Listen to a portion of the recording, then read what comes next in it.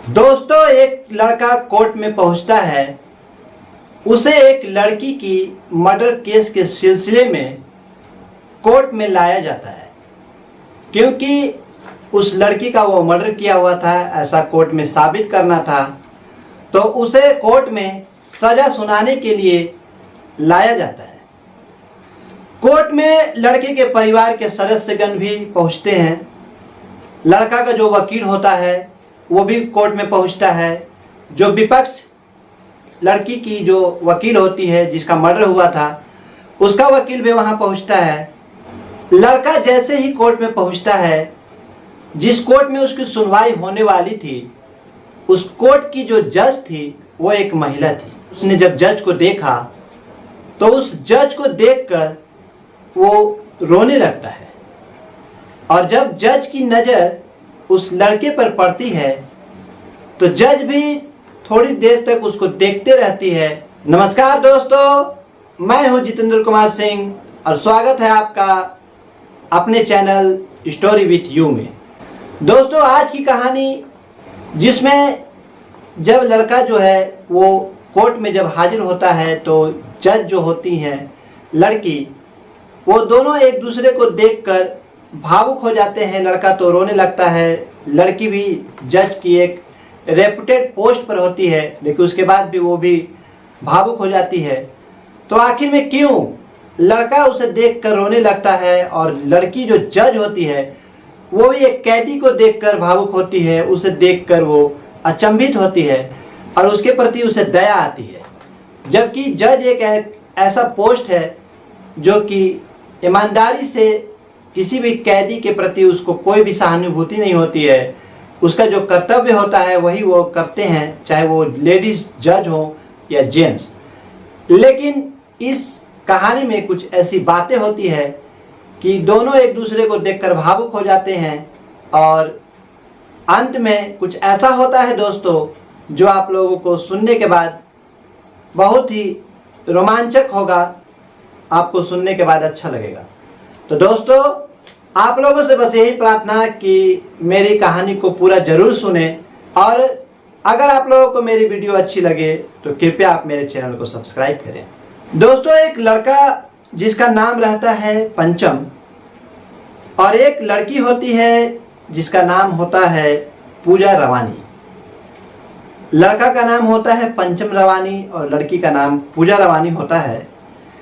इनका विवाह बहुत ही धूमधाम के साथ, क्योंकि दोनों जो है वो बिहार राज्य से बिलोंग करते थे, तो इन लोगों की शादी जो है एक बिहारी रीति रिवाज से इनके गांव पे पैतृक जगह पर की जाती है।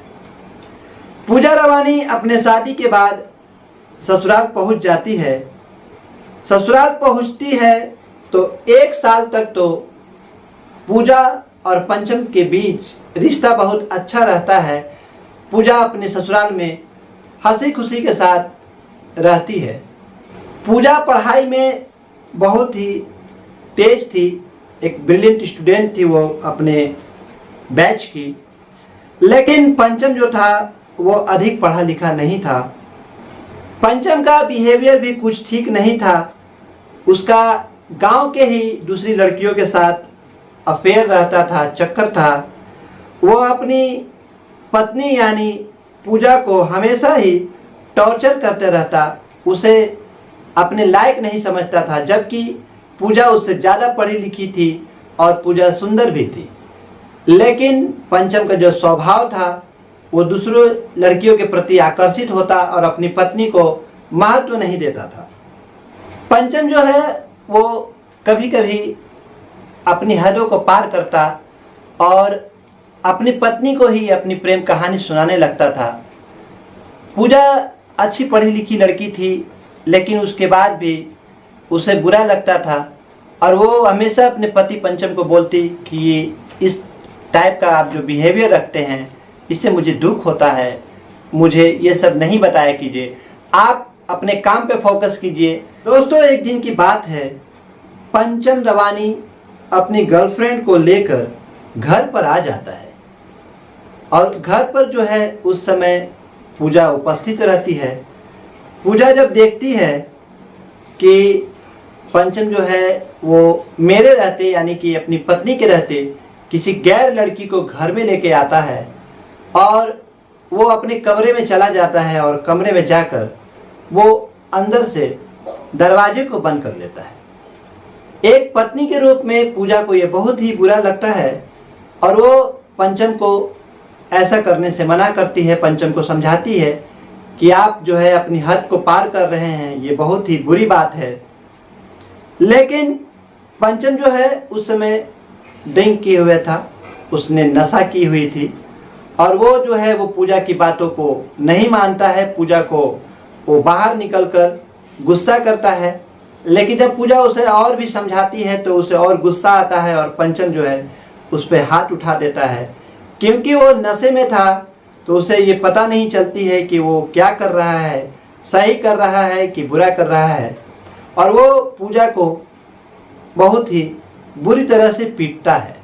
जब घर में हल्ला गुल्ला होता है, शोर शराबा होता है, तो आस पड़ोस के लोग जो है वो घर पे पहुंच जाते हैं कि आखिर में क्या बात है, आज पंचम के घर पे इतना हल्ला क्यों हो रहा है, शोर शराबा क्यों हो रहा है।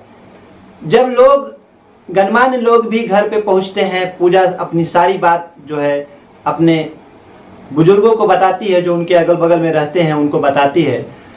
तो कुछ लोग जो है वो पंचम को समझाने लगते हैं, कुछ उसे बुरा भला कहने लगते हैं कि इतनी अच्छी पत्नी मिलने के बाद भी तुम ऐसा काम करते हो, किसी गैर लड़की को लेकर घर में आते हो, अपनी पत्नी को महत्व नहीं देते हो। ऐसा सुनकर पंचम को जो है वो और भी बुरा लगता है। वो उसी समय उस लड़की को लेकर घर से बाहर चला जाता है।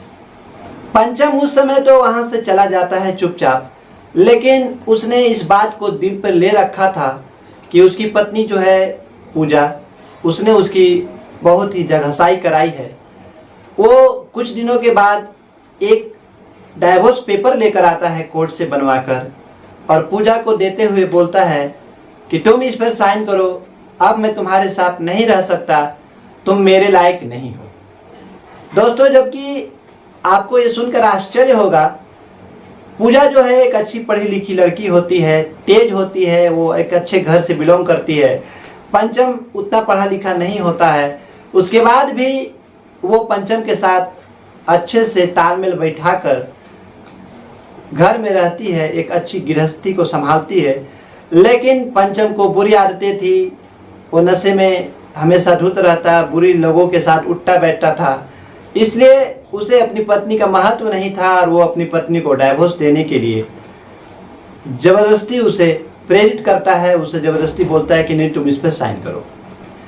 जब पंचम के द्वारा ज़्यादा टॉर्चर किया जाता है तो पूजा जो है वो भी थक जाती है, अपने पिताजी को फ़ोन करती है, उन्हें बुलाती है और वो अपने पिताजी के साथ अपने पिताजी के घर पे चली जाती है।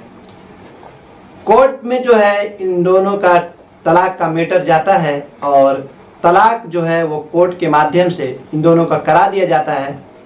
दोनों सेपरेट हो जाते हैं। पंचम जो है अपनी बुरी आदतों के कारण वही गांव में रहता है और पूजा अपने पिता के साथ शहर में चली जाती है।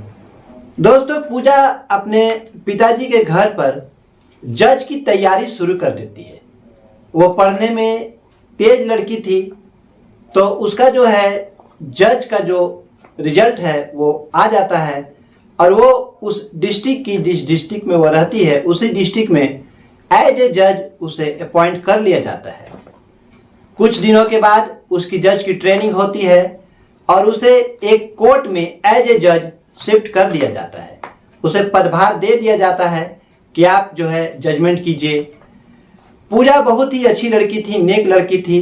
वो बहुत ही ईमानदारी के साथ अपना कर्तव्य को निभाती है, जो भी उसे उचित लगता है ईमानदारी के साथ वो जजमेंट करती है।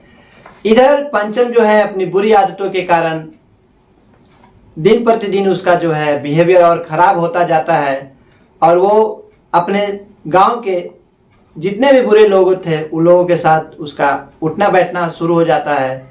कोई मना करने वाला होता नहीं है। माता पिता पंचम के जो है वो पहले ही गुजर चुके थे। एक अच्छी पत्नी थी पूजा, उसे भी उसने भगा दिया था तो अब पंचम की जो है दोस्ती खराब लोगों के साथ थी, वो धीरे धीरे पतन की ओर गिरने लगता है। दोस्तों, कहानी में ट्विस्ट अब आएगा कि एक दिन पंचम जो है कहीं बाहर गया हुआ था, तो अचानक उसे ये सूचना मिलती है कि उसकी गर्लफ्रेंड की, जिसके साथ वो रंगरलियां मनाता था, जिसके कारण पूजा के साथ उसकी जो है तलाक होती है, उसकी किसी ने हत्या कर दी। अब ऐसा सुनकर पंचम जो है वो गांव में दौड़ता हुआ आता है, तो उसे पता चलता है कि उसके ही घर पर उस लड़की की लाश रखी हुई है। गांव के जो लोग हैं वो पुलिस को सूचना देते हैं कि सर ऐसी बात है, आप आकर जांच कीजिए। पुलिस जब उस लड़की की हत्या की जांच करती है तो सारे सबूत, सारे गवाह पंचम के खिलाफ आते हैं, क्योंकि वह लड़की जो है वो पंचम की गर्लफ्रेंड थी और उसी के साथ ज़्यादा समय रहती थी। सभी लोगों ने, पंचम के आस पड़ोस के लोगों ने पंचम के खिलाफ में ही गवाही दी। उन्होंने बताया कि हाँ, पंचम ऐसा कर सकता है क्योंकि उसका बिहेवियर जो है आम लोगों के साथ ठीक नहीं था, वो अपनी पत्नी को भी भगा चुका था। तो सभी लोग उसके खिलाफ में गवाही देते हैं। सभी लोग उसके बारे में बताते हैं कि हाँ, ये हत्यारा हो सकता है, लड़कियों की जिंदगी के साथ खेलना इसका काम है। पुलिस सारे जांच करने के बाद पंचम को अरेस्ट कर लेती है और जेल में उसे चालान कर देती है, उसे जेल भेज देती है। पंचम एक वकील करता है अपने दोस्तों के माध्यम से, वो उसके पक्ष में सुनवाई करता है।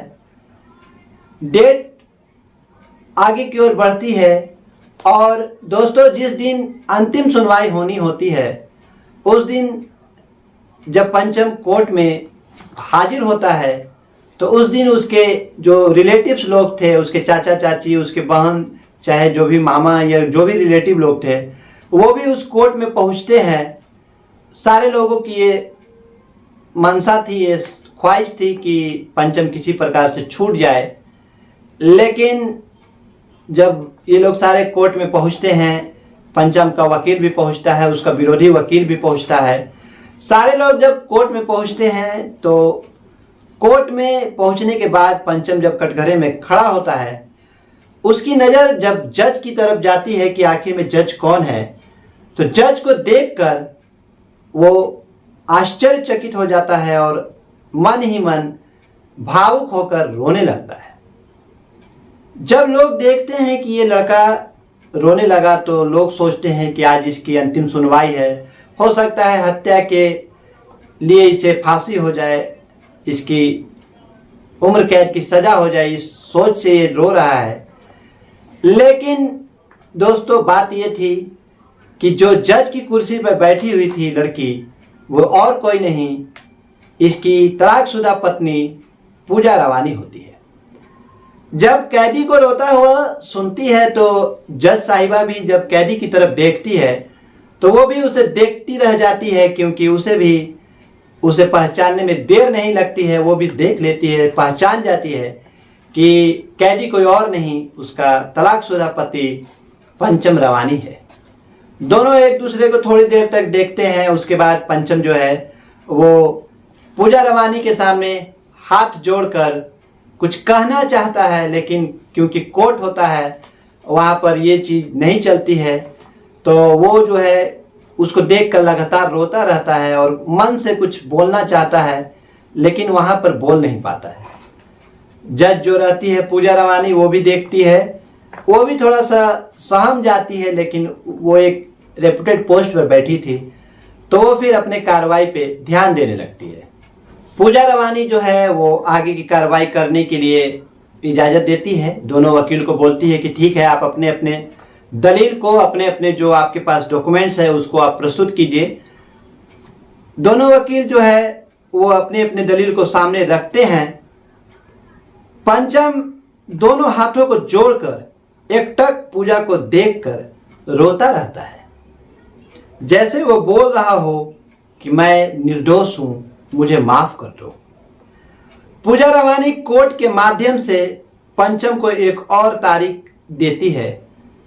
ऐसे तो अगर कोई दूसरा होता तो पूजा रवानी आज लास्ट सुनवाई करने वाली थी, वो लास्ट सुनवाई कर देती, लेकिन क्योंकि सामने उसका तलाकशुदा पति था इसलिए उसके मन में भी थोड़ी सी दया आ जाती है और वो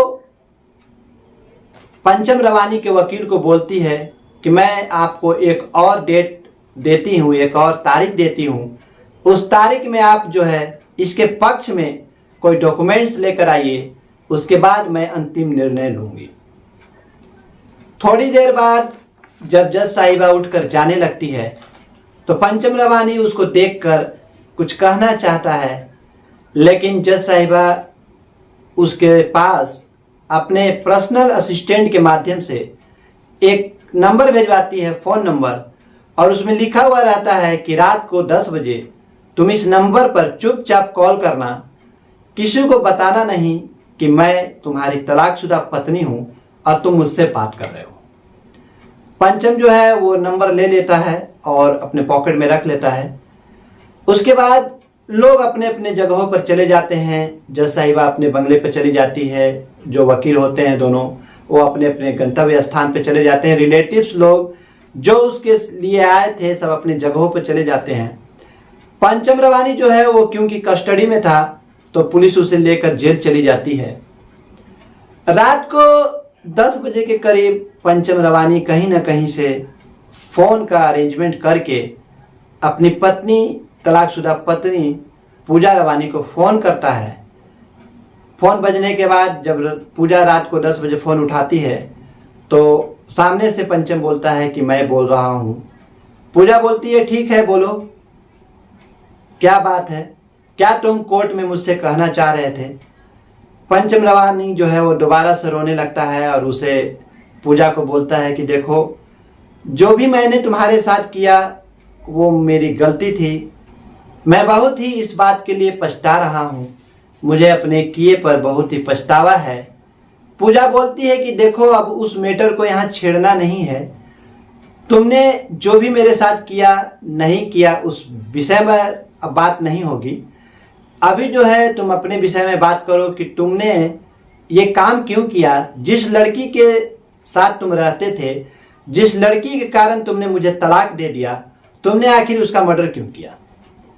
पंचम रवानी जो है वो फिर से रोने लगता है, भावुक हो जाता है, बोलता है तुम मेरे पे विश्वास करो, मैंने उस लड़की का खून नहीं किया, मैंने उसकी हत्या नहीं की। मैं कहीं बाहर गया हुआ था तो मुझे सूचना मिली कि उस लड़की की हत्या हो गई है।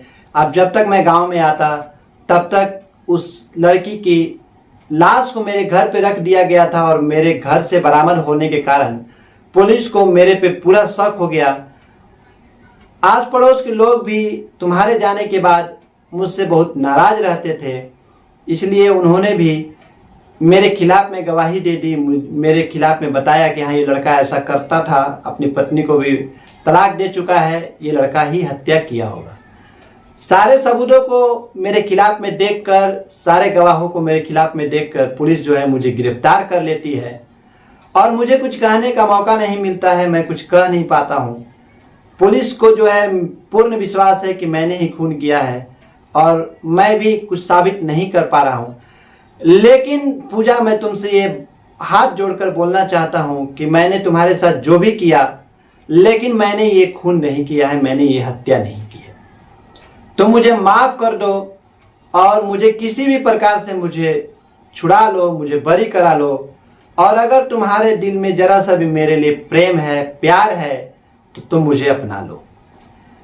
पूजा जो है वो सामने से जब ये सुनती है तो थोड़ी सी गुस्से में हो जाती है, बोलती है कि अपनाने की बात तो तुम नहीं करो क्योंकि तुमने सामने से मुझे तलाक दिया है, मैं तुम्हारे साथ एडजस्ट करके रह रही थी, तुम बहुत ही मेरे लायक नहीं थे, तुम दूसरे बिहेवियर के थे, तुम लड़की लाते थे, घर में ड्रिंक करते थे, उसके बाद भी मैं तुम्हारे साथ रह रही थी और रहने के लिए इच्छा जाहिर कर रही थी, लेकिन तुमने उस लड़की के लिए मुझे तलाक दिया।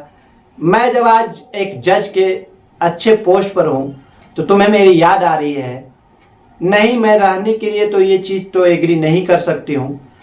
चलो मैं तुम्हारी दूसरी बात जरूर मान सकती हूँ। तुमने जो कहा कि मुझे बचा लो, मुझे रिहा कर दो, तो मैं इस बात पर विचार करूँगी। कल कोर्ट में देखते हैं क्या हो सकता है। लेकिन बस मैं यही कहना चाहूँगी तुम्हें कि कल अगर तुम रिहा हो जाते हो, मैं तुम्हें अगर रिहा कर देती हूँ, तो तुम फिर से किसी भी लड़की की ज़िंदगी बर्बाद नहीं करना। जिस प्रकार तुमने मेरी ज़िंदगी बर्बाद की, जिस प्रकार तुमने उस लड़की की ज़िंदगी बर्बाद की, तो तुम दोबारा ऐसा नहीं करना। और मैं तुम्हें यही चेतावनी देना चाहती हूँ कि तुम कभी भी किसी को ये मत बताना कि मैं तुम्हारी तलाकशुदा पत्नी हूँ, मैं कभी तुम्हारे साथ रह चुकी हूँ, मैं तुम्हारी पत्नी थी। ये चीज़ अगर तुमने कभी भी इस बात का खुलासा किया, किसी को बताया, तो मैं तुम्हें रिहा होने के बाद भी किसी न किसी प्रकार से तुम्हें दोबारा से सजा दिलवा दूंगी और तुम्हें एक हत्या का आरोप लगाते हुए तुम्हें फांसी या आजीवन करवा दूंगी।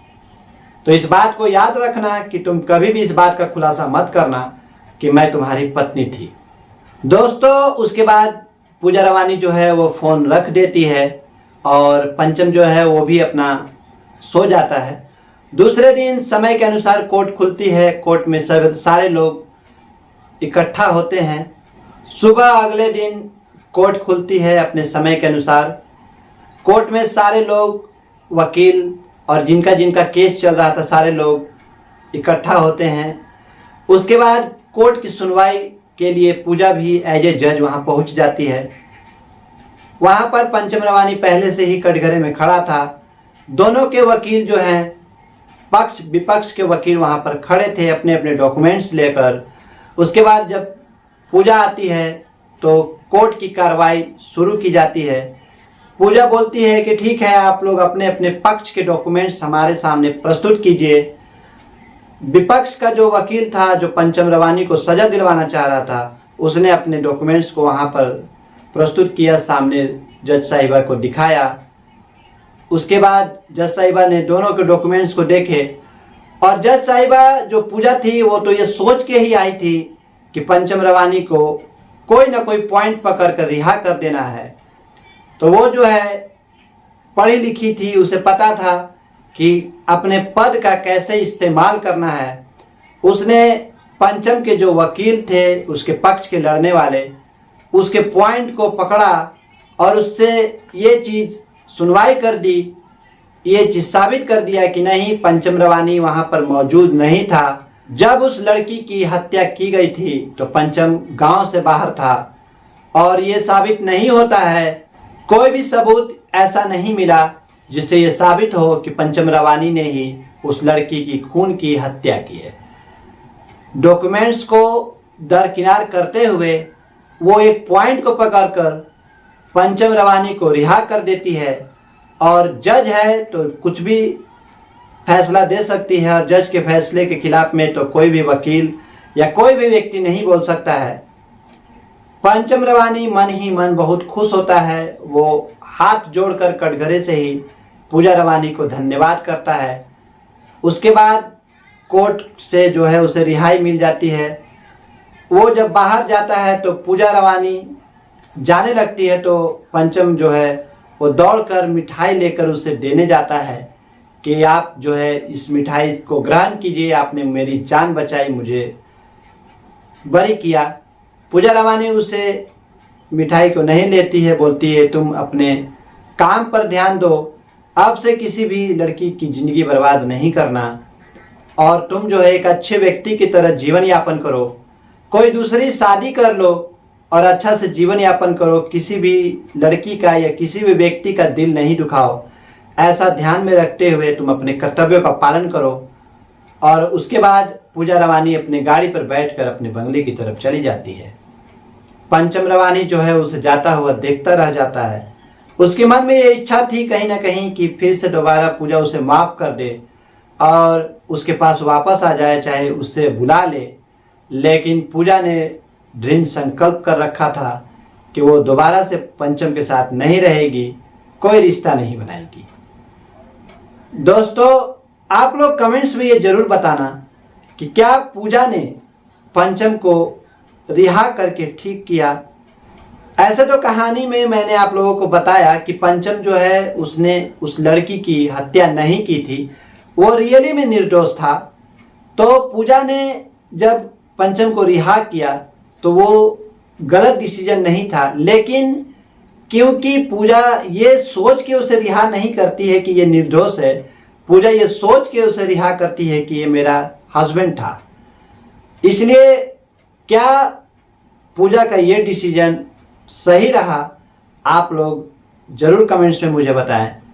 दोस्तों, मैं इसी प्रकार से कहानी आप लोगों के समक्ष लेकर आता रहता हूँ, लेकिन ऐसी कहानियों को लाने का मेरा उद्देश्य ये नहीं होता है कि आप लोगों के किसी के दिल को ठेस पहुँचे।